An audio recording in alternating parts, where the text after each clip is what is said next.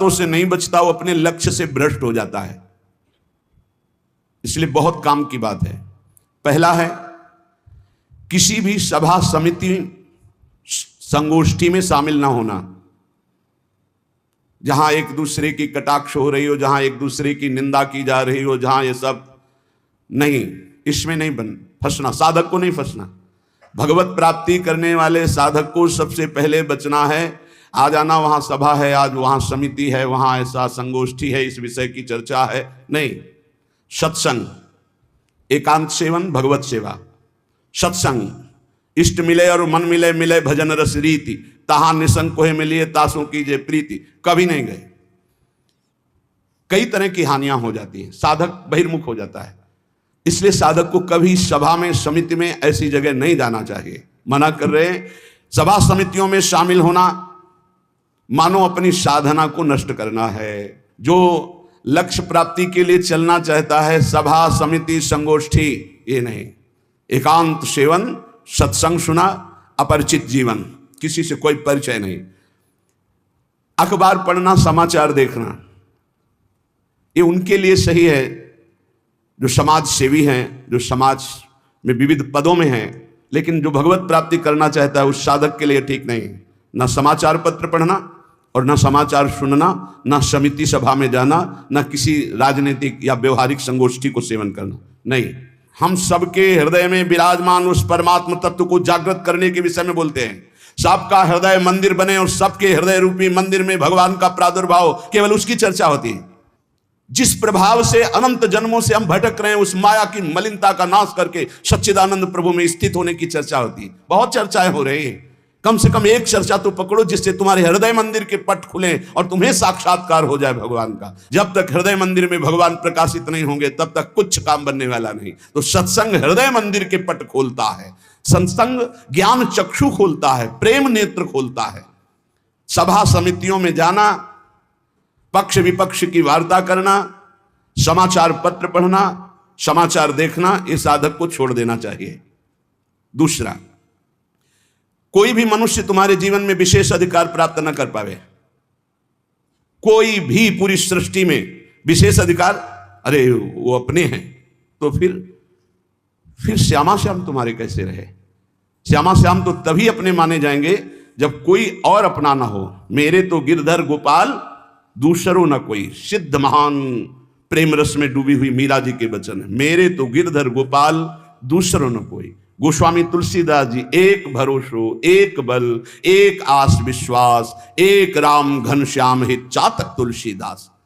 किसी भी मनुष्य से विशेषता पूर्वक आपका संबंध ना होने पावे, स्थान विशेष में आसक्ति ना होने पावे, वस्तु विशेष में स्वाद ना आने पावे।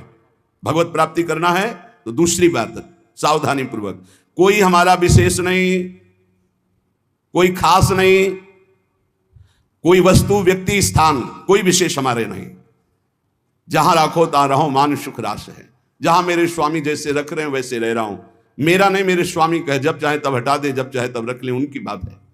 वस्तु जैसा चाहा वैसा भेज दिया, वैसा हम उसका सेवन कर रहे हैं। हमारे लिए कोई खास वस्तु नहीं, मेरे स्वामी ने भेजा इसलिए बात है।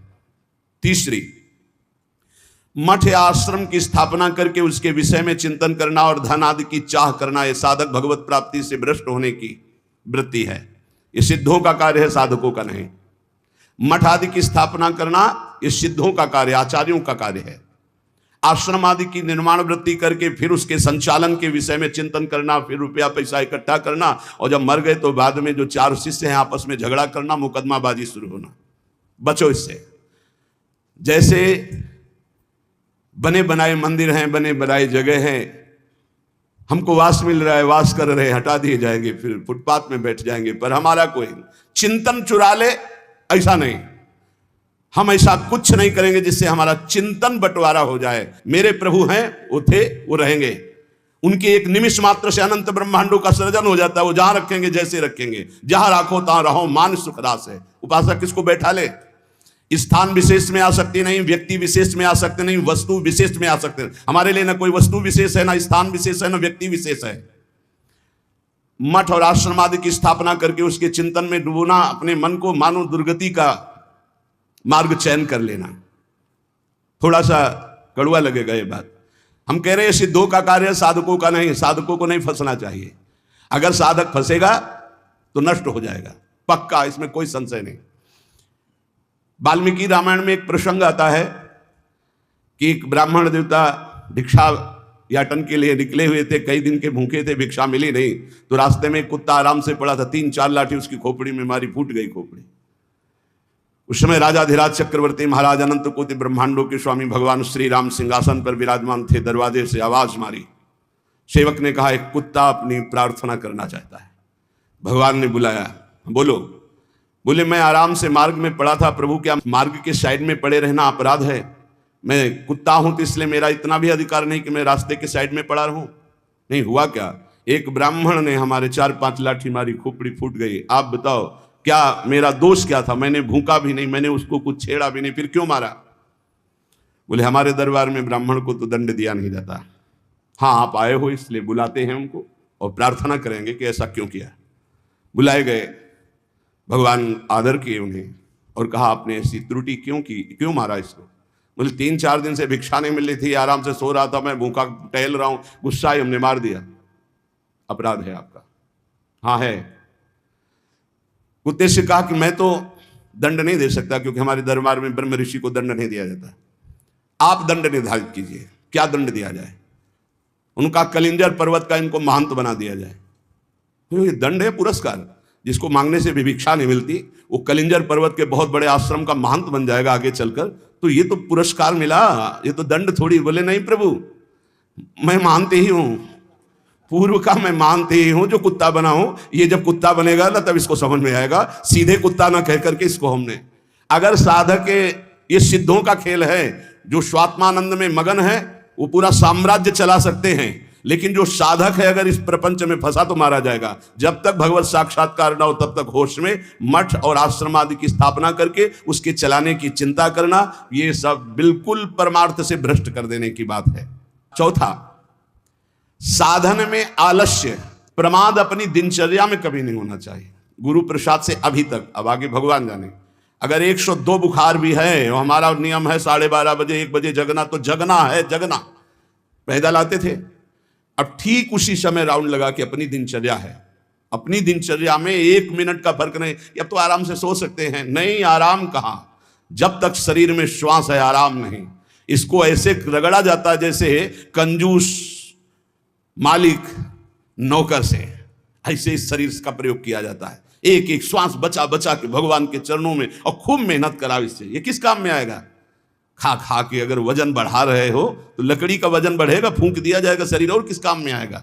न उठने में सुविधा, न दिनचर्या में सुविधा। जब शरीर बढ़ जाता है ना, अरे थोड़ा कम खाओ, खूब इसको व्यायाम प्राणायाम और अपनी दिनचर्या मेहनत करो, खूब नाम जप करो, भजन करो, इसके लिए मिला है। बोले साधन में आलस्य नहीं होना चाहिए, अपनी दिनचर्या में प्रमाद नहीं होना चाहिए। किसी भी साधक, दिनचर्या में प्रमाद का मतलब है अपने जीवन को नष्ट करना।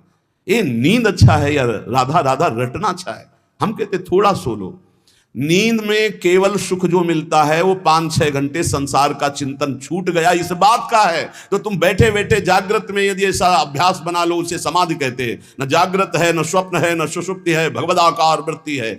इसी के लिए तो हमारा मानव जीवन हुआ है। साधक अपनी साधना में प्रमाद न करे, कभी 3 बजे, कभी 4 बजे, कभी 5:30 बजे, कभी 2 बजे, ऐसी दिनचर्या ने, एक राइट दिनचर्या, 2, 4, 5 मिनट की बात अलग, पूरे जीवन आजीवन एक दिनचर्या चलनी चाहिए साधक की।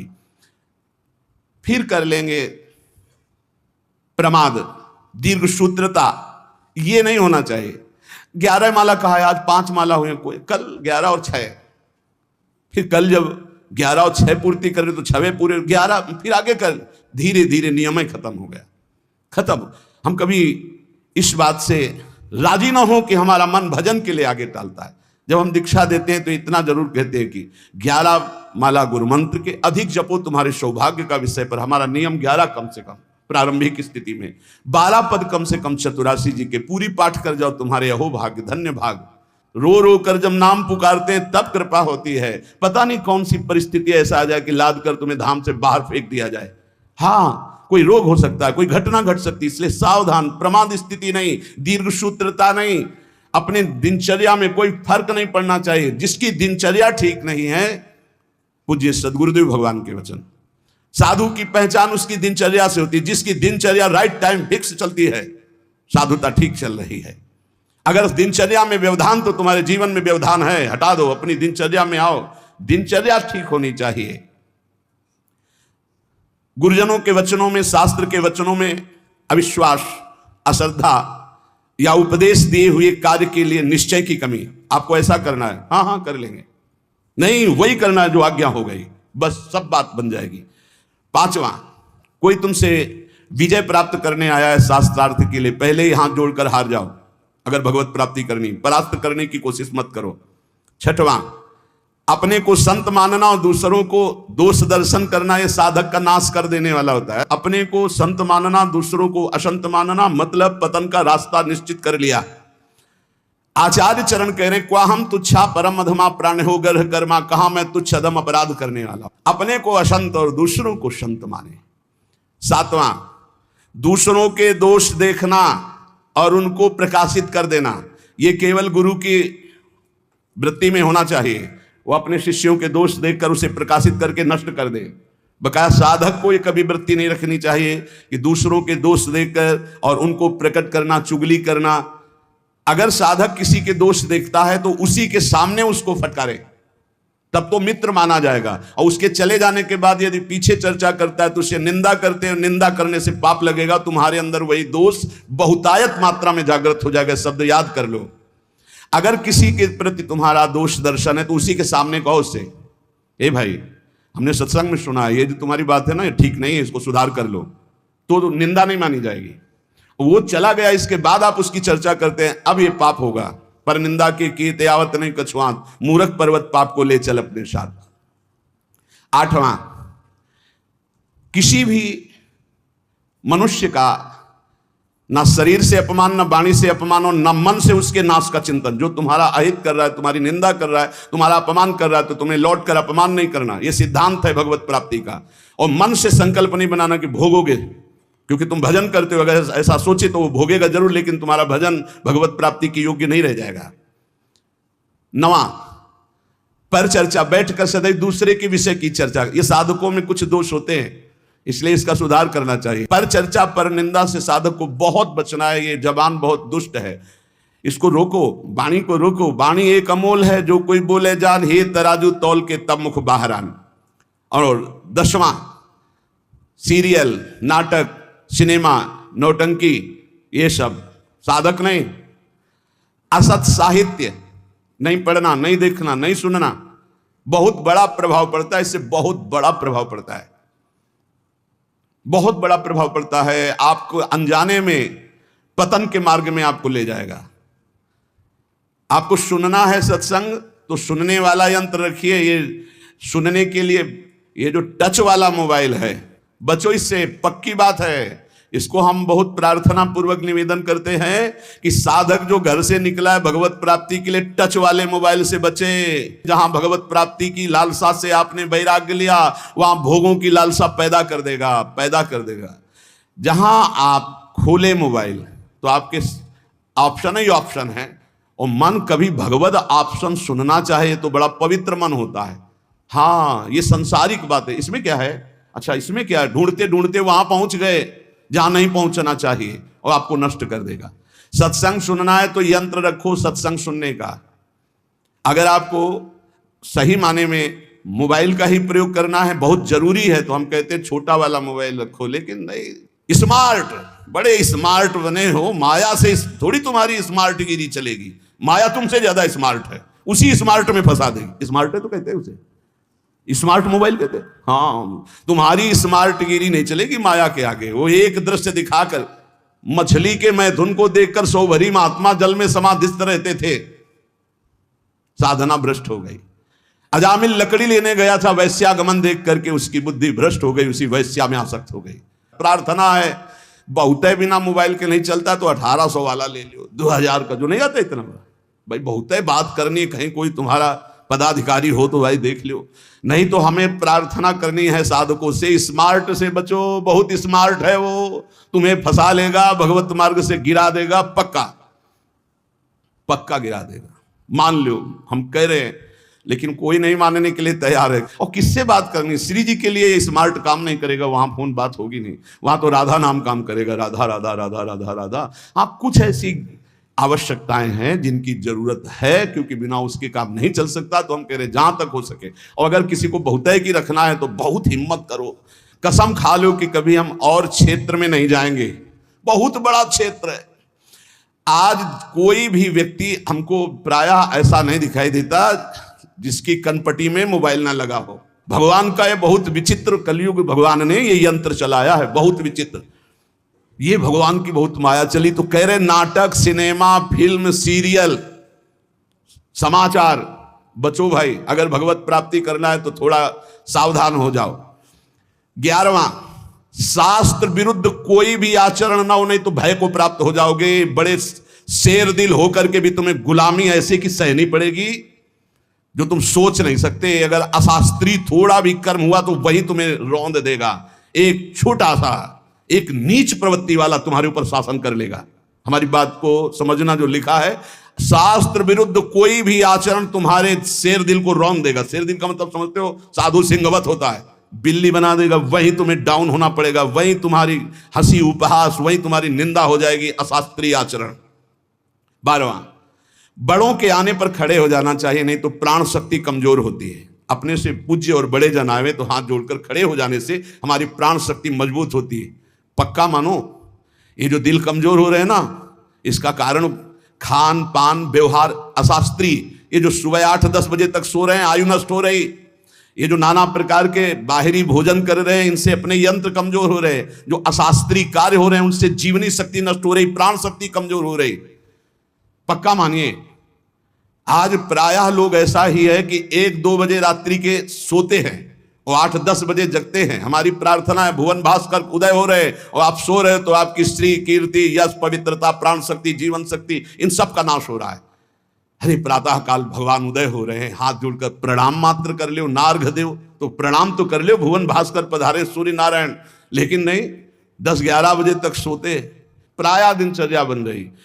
सही माने में 10 बजे सो जा, 11, 12, 1, 2, दिन में 1 घंटा विश्राम का। जिसको दिन में विश्राम नहीं तो 9 बजे सो जाओ। 5 घंटे सो जाना बहुत होता है, 5 घंटे बहुत। अभ्यास योग युक्तेन, जैसा आप अभ्यास कर लो वैसा। आपने अभ्यास कर लिया 3 घंटे में, तो 24 घंटे में 3 घंटे में काम हो जाएगा। आप अभ्यास कर लो। अरे साधना एक बार सोने का समय दे दिया, इसके बाद बस फिर नींद नहीं आनी चाहिए, फिर नींद नहीं आनी चाहिए हर समय ऐसे नींद। और 13वां, किसी भी वस्तु से या जीव से घृणा नहीं करनी। हमें प्रयोग नहीं करना, हमें घृणा नहीं करनी किसी भी वस्तु से, किसी भी जीव से। सब भगवान की सृष्टि, हमारे लिए जो आदेश है हम उसका खान पान करेंगे, उसका पालन। हमें घृणा किसी से नहीं, किसी से नफरत नहीं है। ये घृणा नफरत ये भगवत मार्ग के पथिकों में नहीं होती। विपत्ति में घबरा करके किसी और से सहयोग मांग लेना, ये बहुत खास बात है। बैठे रहो, प्रभु देखते हैं, बने तो आपसे बने, नहीं तो बिगड़ जाए, देखेंगे आप कैसे बना। पक्का गिरते गिरते गोद में हो जाओगे। कई बार हमने अनुभव किया सेकंड का, अगर सेकंड की चूक हो जाती तो ऐसी घटना घट जाती है। सेकंड की चूक नहीं होने दी मेरे प्रभु ने, हमने कई बार देखा है। इसलिए भारी विपत्ति में घबरा कर किसी और का सहयोग लेना कभी ऐसा अनन्य भक्त के द्वारा नहीं होना चाहिए। अब क्या होगा? वही होगा जो प्यारे राम जी को भाएगा। और राम जी मंगलमय है, पक्का मंगल ही होगा, अमंगल नहीं हो सकता। भक्तों का सदैव ऐसा ही होता है। वही होगा जो हमारी प्रियालाल चाहते हैं, वही होगा जो हमारे इष्ट चाहते हैं। इष्ट मंगल भवन है, अमंगल हो नहीं सकता। भारी संपत्ति प्राप्त हो तो फूलना नहीं कि अब तो। वैसे सही बात देखो, जो भगवान का भजन करते हैं उनके लिए हर कोई वस्तु हर्ष वाली नहीं होती। किसी में हर्ष होता है, बहुत सी बढ़िया चीज मिल गई, बहुत सब, हर चीज नाशवान है। हर चीज, हर वस्तु, यहां जितना दुखालय मशाश्वतम नाशवान, यहां की कोई वस्तु हर्ष देने वाली है, सुख देने वाली है, प्रतिपल नष्ट हो रही। पर ज्ञान सही है नहीं है, इसलिए हम हर्षित हो जाते हैं कि हमको अमुक वस्तु मिल गई, अमुक व्यक्ति मिल गया, अमुक पदार्थ मिल गया। किसी भी कारणवश अकस्मात आपकी बात सिद्ध हो जाती है, जो आप कह दिए, तो आप उसके सिद्ध हो जाने पर जो आपने कहा आपको दुख होना चाहिए। आपने जो चाहा वो हो गया, आपने जो मांगा वो हो गया, आपने जो कहा वो हो गया, तो आपको दुख मानना चाहिए। नहीं नहीं, ये अगर बात मेरे अंदर आ गई तो मैं भगवत प्राप्ति नहीं कर पाऊंगा, इस बात का दुख होना चाहिए। आगे ये सावधानियां वर्णन करके कह रहे हैं कि जो पुरुष इसी जन्म में भगवत प्राप्ति करना चाहता है तो सरसैया में पड़े हुए भीष्म जी ने युधिष्ठिर जी को उपदेश दिया, ध्यान से सुन ले, इसी जन्म में भगवत प्राप्ति हो जाएगी।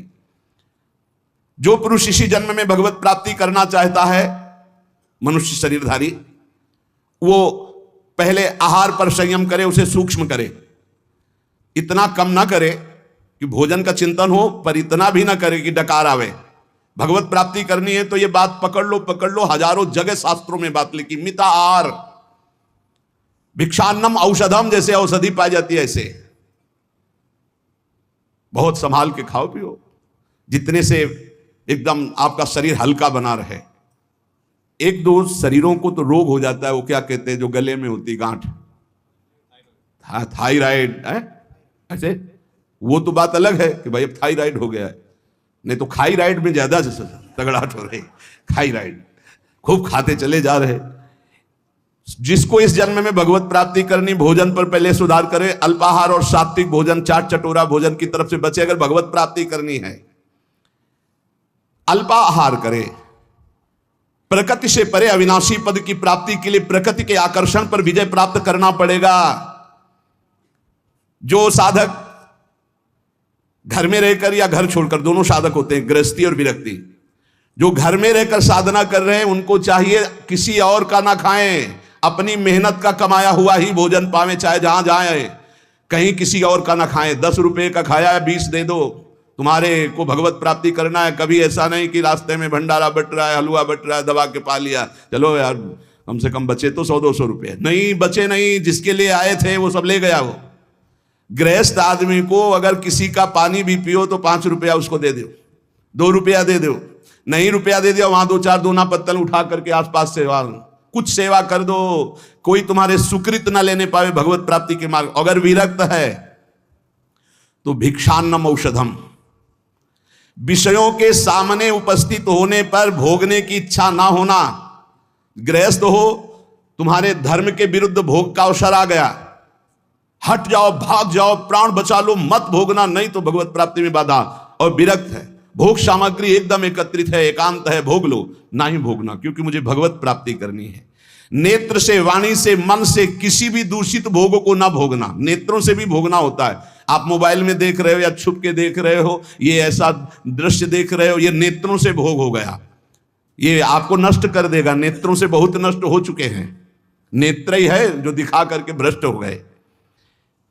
किसी के सामने ना, तो एकांत में नेत्र से भोग भोगना, वाणी से, मन से बिल्कुल दूषित वार्ता करना, दूषित संकल्प करना, दूषित दृश्य देखना है, भगवत प्राप्ति करना है तो चाहे गृहस्थ हो चाहे विरक्त, बचो इससे। किसी भी प्राणी से अतिवाद करना, बहुत बातें करना, मित्रता बना लेना, वैर कर लेना, यह सब नहीं। भगवत प्राप्ति के मार्ग में ये भीष्म पितामह जी उपदेश कर रहे हैं। किसी के सामने अभिमान भरा वचन बोलना, अभिमान भरी क्रिया करना, अभिमान भरी चेष्टा करना, जैसे अभिमान हो जाता है। अहंकार भरी बात, अहंकार भरी क्रिया, अहंकार भरी कोई चेष्टा ना करे। यदि तुम्हें कोई क्रोध दिला रहा है तो तुम क्रोध ना करके मीठे वचन से ही उत्तर दो। जब किसी के यहां भिक्षा मांगने जाओ तो वो तुम्हें आदर दे तो उस घर में मत बैठना, भीष्म पितामह जी का है ये उपदेश। यदि तुम्हें किसी कोई निमंत्रण दे तो कभी मत जाना। भगवत प्राप्ति करना है ये विरक्त के लिए। अगर तुम्हें कोई आओ आज महाराज हमारे घर पाइए, कदापि मत पाना, निमंत्रण में कदापि मत पाना, ये भीष्म पितामह जी मना कर रहे हैं। और जब भिक्षा मांगने जाओ तो बहुत घरों से मत मांगो, कुछ नियम रखो, 4 घर 5 घर, मिले तो मिले, नहीं उपवास। अब ये नहीं कि पूरे गांव में टहली आए, नहीं, 5 घर 7 घर ऐसे नियम रखे जाते हैं कि हम सिर्फ 5 घरों में जाएंगे, मिले ना मिले। ये नहीं कि पूरे गांव में टहली आएगी, जब तक भरपेट के दोनों टाइम के लिए ना मिल जाए तो हम 50 घर मांग ली। ये भिक्षान नहीं, भिक्षान 5 घर या 7 घर, आवाज लगाई नहीं मिला तो उपवास कर गए। निमंत्रण पाए हुए घर में कभी भिक्षा ना पाने जाए। ये भगवत है कोई रहस्य। मूर्ख पुरुष जब आप परमार्थ में चलते हैं, आपका उपहास उड़ाएंगे, हो सकता है वो आपका तिरस्कार भी कर दें, मारपीट भी कर दें। आप अपने हृदय में दुख ना मानने, हृदय में आनंदित रहें, कोई प्रारब्ध भोग का नाश हो रहा है और उसको डांटे नहीं, उसको मारे नहीं, उसके ऊपर चिल्लाए नहीं, वो तो निमित्त मात्र है। भगवान आपके प्रारब्ध का क्षय करा रहे हैं यदि भगवत प्राप्ति करना है। बहुत बार ये बातें आ गई हैं। आताताई पर भी कभी क्रोध करके उसे शाप ना दें। साप देने का मतलब है भजन का फल है। अगर भजन है, सच्चाई से चल रहे हो आप, अंदर से सोच ले बहुत सता लिया, अब तो भोगेगा, तो पक्का भोगेगा, इसमें कोई संशय नहीं, क्योंकि भजन एक अमोघ शक्ति है, जिधर जाएगी उधर। तो हमारा भजन मंगल के लिए कि अमंगल के लिए? तो कह रहे आताताई तुम्हें कितना भी सताए, तुम क्रोध करके उसे शाप आदि मत देना, कभी अंदर से बुरा मत चाहना।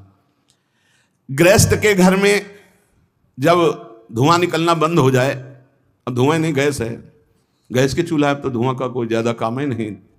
जब मूसल की आवाज आनी बंद हो जाए, भीष्म पितामह के समय मूसल से कूटा जाता था, अब तो मूसल से नहीं, अब तो मशीनों से है। और जब सब भोजन कर चुके तब विरक्त को भिक्षा मांगनी चाहिए, मतलब लगभग 2 बजे। भिक्षा मांगने के पश्चात किसी नदी के किनारे या किसी देवालय में एकांत में बैठकर भगवान को अर्पित कर उसे पाए। गृहस्थ अपने कमाई से पाए, अधिक भिक्षा मत ले। श्री पूज्य सदगुरुदेव भगवान ने कहा कि टुकड़ा या 1 रोटी, बहुत अगर नहीं मिला है 4-5 घरों में, और आखिरी घर में 2 रोटी मिल रही तो बस 2 रोटी, तीसरी रोटी हुई तो भिक्षा नहीं मानी जाएगी। ये सदगुरुदेव भगवान के मुख्य वचन। शुद्ध भिक्षा 1 टुकड़ा आधी रोटी, बहुत ज्यादा हो गया तो 1 रोटी। अब पता चला कि 5 घरों का आखिरी घर है, उसमें 2 रोटी मिल रही, तो फिर उससे 2 रोटी ले ले, तीसरी रोटी नहीं होनी चाहिए। जो अधिक भिक्षा ले लेता है उसे भिक्षान्न नहीं कहते हैं। ना मिलने पर प्रसन्न मुद्रा में वैसे ही शांत भाव से भजन करता हुआ दूसरे दिन जब अपने समय भिक्षा में जाता है, फिर उसी समय जाए। एक बार जब कोई बैठाल करके द्वार पर सम्मान पूर्वक विनय पूर्वक भिक्षा दे तो उसी समय हट जाना चाहिए, उसकी भिक्षा नहीं लेनी चाहिए। आओ आओ महाराज, आपके तो दर्शन बड़े भाग्य से, ए लाओ कुर्सी बैठा लो, लाओ एक गरम गरम रोटी बनाओ, बा उठे हो चल दे। द्वार में अंदर नहीं जाना है, द्वार में ही खड़ा और असम्मान पूर्वक भिक्षा, ना किसी का आसन ग्रहण, ना किसी के मृदु वचन, ना किसी की स्तुति, ना कोई अर्थ। जब रोटी मांगने निकले, किसी ने 10 रुपया दिया तो ऐसे कोई भिक्षुक है, भिखारी है इस बात के? नहीं, केवल आचार्य आदेश, प्राण पोषण के लिए अन्न, रोटी है तो दे, नहीं तो राधे श्याम चल दिया। सिंहवत व्यवहार, विविध प्रकार के व्यंजनों को न खाए। अरे भाई बहुत विचित्र। भगवान की प्राप्ति के मार्ग में सबसे ज्यादा इस रसेंद्री पर दृष्टि डालो। बहुत विचित्र खेल है, बहुत विचित्र, बहुत सावधान। अब आज का जो वातावरण है, बहुत भोजन के लिए बहुत आगे चलकर और अव्यवस्था हो जाएगी। कैसे भजन होगा, कैसे भजन होगा? भगवान को अर्पित करके दाल रोटी खाओ, खूब हरि के गुण गाओ। अगर इधर उधर खान पान करोगे तो हम पक्का कह सकते हैं भजन तो नहीं हो सकता है। भजन का नाटक भले आप कर लो, भजन का नाटक कर सकते हो। भीष्म पितामह जी कहते हैं कि जो विरक्त भाव से भगवान के मार्ग में चले हैं, वो किसी उजड़े हुए खंडहर में या देवालय में या वृक्ष के नीचे या किसी संत का बनाया हुआ स्थान, उसमें वास कर, स्वयं का कुछ नहीं होना चाहिए। अपने शरीर निर्वाह केवल करना है, बने बनाए बिलों में वास कर लिया, घर गृहस्थी के यहाँ नहीं। विरक्त को घर गृहस्थी के यहाँ शयन नहीं करना चाहिए। हम भ्रमण किए और बड़े संतों का संग किए तो हमने देखा कि गांव के बाहर स्कूल, मंदिर या किसी बट वृक्ष के नीचे या भगवान शंकर का छोटा मंदिर, वहां घरों में गृहस्थों के सैया पे शयन करोगे, खूब भजनानंदी बनोगे तो सिद्ध ही हो तो प्रणाम, नहीं साधक है तो चौपट हो जाएगा, क्योंकि परमाणु वहां है, वहां गृहस्थी के परमाणु। घर गृहस्थी में बस मधुकरी मांगी हो बाहर, बहुत सावधानी की जरूरत है। भीष्म पितामह जी कह रहे हैं विरक्त को अपने मन को अचल और स्थिर करने के लिए कहां शयन करे? वृक्ष के नीचे, उजड़े हुए खंडहर, देवालय, ऐसे बाहर, या किसी संत का जहां साधु समागम। किसी भी गृहस्थ के घर में विरक्त को शयन का अधिकार नहीं। बाहर बहुत ही ऐसी अव्यवस्था है तो स्कूल होते हैं गांव में, या गांव के किनारे कोई न कोई छोटा मोटा मंदिर होता है, लता वृक्ष होते हैं, अपना आहार करो, एकांत सेवन करो। अपने तो करुणा है, धाम में वास मिला हुआ है श्री जी के। जो किसी गृहस्थ से राग कर लेता है विरक्त होकर के, उसके अंदर पाप कर्म की इच्छा प्रकट होने लगती है। बहुत सावधान। नित्य तृप्त रहो, भगवत चिंतन में छके रहो, संतुष्ट रहो भगवत चिंतन में, मुख प्रसन्न रहे, इंद्रियां शासन में रहे, निर्भय रहो भगवत मार्ग के पथिक। हर समय नाम जप चलना चाहिए, मौन का आश्रय लो नाम जप बढ़ाने के लिए, वैराग्य की भावना को पुष्ट रखो, समस्त जगत के पदार्थ नाशवान हैं, किसी पर आसक्त मत हो, सब ये उत्पत्तिशील जितने सब विनाश को प्राप्त होंगे, इसलिए सत्य नहीं है, सत्य सच्चिदानंद भगवान है। मन और इंद्रियों को संभालना ही साधना है, यही तपस्या है। अपनी इंद्रियों और मन को संभाल लो। अष्टावात्म गुणाः, जिस साधक में संत में 8 गुण हैं वही भगवत प्राप्ति कर पाएगा। शास्त्र है, दया सर्वभूतेषु, शांतिरनुसूया, शौचमानयासौ, मंगल कार्पण्य मस्पृहा। कह रहे सबसे पहला है दया। दया सर्वभूतेषु, अगर आप साधक हैं, भजन मार्ग में हैं, परे वा बंधु वर्गे वा मित्रे द्वेष्टे वा सदा आपन्ने रक्षितव्यम तु दयैषा परिकीर्तिताः। दया किसे कहते हैं? अपने पराये का भेद नहीं है। मित्र हो या शत्रु हो, वो भारी दुख में पड़ा हुआ है, तो जितना हमें शारीरिक बल, बौद्धिक बल, तप बल प्राप्त है, हम उसका प्रयोग करके उसकी रक्षा कर ले, पर आसक्त ना हो। रक्षा करना, चाहे वो मित्र हो या शत्रु हो, कोई भी हो। साधुता का हृदय, भक्त का हृदय कैसा होता है? परे वा बंधु वर्गे वा मित्रे द्वेष्टे वा सदा। वो पराया है, अपना ये भेद तो होता नहीं इस भगवत मार्ग के पथिक में। मित्र है या शत्रु है, अगर वो विपत्ति में फंसा हुआ है तो शरीर बल, तप बल, वाणी बल, हर बल के द्वारा हम उसकी रक्षा करेंगे, पर अपनापन नहीं करेंगे। जैसे मृग की रक्षा की, पर अपनापन ममता कर लिया तो अगला जन्म मृग का बना। दया बिना साधु कसाई, और दया करी तो आफत आई। इसलिए दया बहुत संभाल के। दया क्या, हमारे जितना बल है हम आपके कल्याण के लिए प्रयोग किया और अलग हो गए, आसक्त नहीं हुए, कभी उससे धन्यवाद पाने की इच्छा नहीं की, उसे दया कहते हैं। दूसरा शांति। बाह्य चाध्यात्मिके चैव दुखे चोत्पादिते क्वचित न कुप्यति न वा हंति सा क्षमा परिकीर्तिता। ये साधक के लक्षण। पहला दया, दूसरा ऐसा क्षमा कि कोई आपको शारीरिक या मानसिक पीड़ा पहुंचा रहा है, आपको क्रोध नहीं आना चाहिए, उसे ना मारना है, ना कड़वे वचन बोलने, ना संकल्प के द्वारा उसको नष्ट करना है। इसी का नाम शांति, इसी का नाम क्षमा है। जिसके अंदर दया है, शांति क्षमा है। ना गुणान गुणिनो हंति स्तौमि मंद गुणानपि नान्य दोषेषु रमते शानुसूया प्रकृतिता।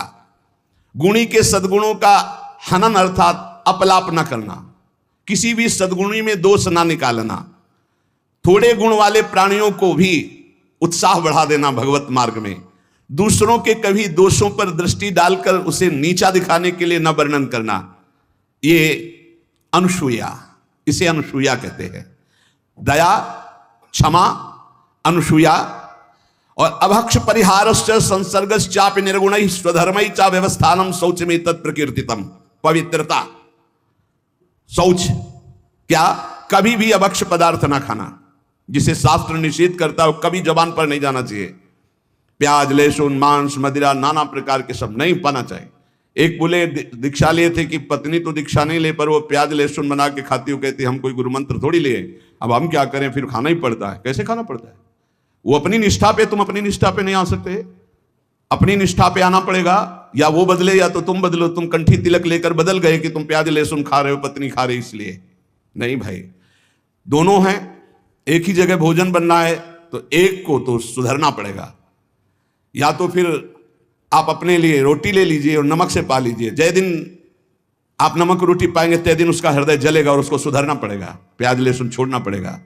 लेकिन जो गुरुमंत्र लेकर के अभक्ष पदार्थ खाता है वो अपवित्र बुद्धि हो जाती है, भ्रष्ट बुद्धि हो जाती है। इसलिए बहुत सावधान। हमने कई बार प्रार्थना की कि प्याज लहसुन तमोगुणी है, वो भजन में बहुत बाधक है, इसलिए उसको कदापि नहीं पाना चाहिए। अभक्ष परिहारश्च, बासी भोजन, दूषित भोजन, ये अभक्ष जो पदार्थ बताया गया है उसे नहीं पाना चाहिए। दुर्गुण रहित प्राणियों का संसर्ग नहीं करना चाहिए। पवित्रता का मतलब केवल स्नान ही कर लेना नहीं है। अभक्ष पदार्थ नहीं खाना और कुसंग नहीं करना, कुसंग भी अपवित्रता है। और स्वधर्म में दृढ़ रहना, इसी को पवित्रता कहते हैं। पवित्र भोजन पाना, सत्संग करना और स्वधर्म में दृढ़ रहना, सच्ची पवित्रता इसे कहते हैं। शरीरम पीड्यते येन शुशुभे नापि कर्मणा अत्यंतम तन्न कर्तव्य मनायासा च उच्यते। जो श्रेष्ठ भागवतिक कर्म के लिए अत्यंत कष्ट सहता है, उसको अनायास तपस्या कहते हैं। भारी से भारी कष्ट को सहने के लिए तैयार रहे। बुखार है लेकिन हमें सत्संग में जाना है, शरीर पीड़ा में है लेकिन हमारी दिनचर्या है, हम प्रभु के दर्शन करेंगे जाके, हम सत्संग सुनेंगे जाके, हम अपने प्रभु की सेवा करेंगे, ऐसी होनी चाहिए। अनायास जो भगवत कृपा से तुम्हारे जीवन की पूर्ति के लिए आ जाए। प्रयास, विरक्त को प्रयास नहीं करना चाहिए, विरक्त को व्यापार नहीं करना चाहिए। विरक्त जो चाहे अनायासम शरीरम पीड्यते येन सुशुभे नापि कर्मणा अत्यंतम तन्न कर्तव्य मनायासा च उच्यते। किसी भी तरह विरक्त भाव वाले को, गृहस्थ को मेहनत करके कमा के अपने पर शरीर का पोषण, और विरक्त को अनायासम आकाश वृत्ति या मधुकर वृत्ति, ऐसे भाव से व्यापार आदि करके बुद्धि भ्रष्ट हो जाएगी, हरि और गुरु से विपरीत बुद्धि चली जाएगी। अरे भाई तुम कितना कमा सकते हो, देनहार कोई और है, देत रहते दिन रैन, लोग भरम मुंह पे करे तासो नीचे नयन। अरे वो लक्ष्मीपति जैसे, अरे जो चाहिए नहीं हो हमारे को क्या, हम तो, हमें प्रभु चाहिए, फिर कैसे। बहुत सावधान, बहुत सावधान। कभी कभी गुरुजन संकोच करते हैं तो इशारा उनका समझना चाहिए, और जब वो प्रकट कह दे तो भूल जाओ। अगर कदम उसी मार्ग पर रखोगे तो बहुत दूर निकल जाओगे, बहुत फिसल जाओगे। अनंत जन्मों के बाद अवसर मिला है माया से मुक्त होने के लिए।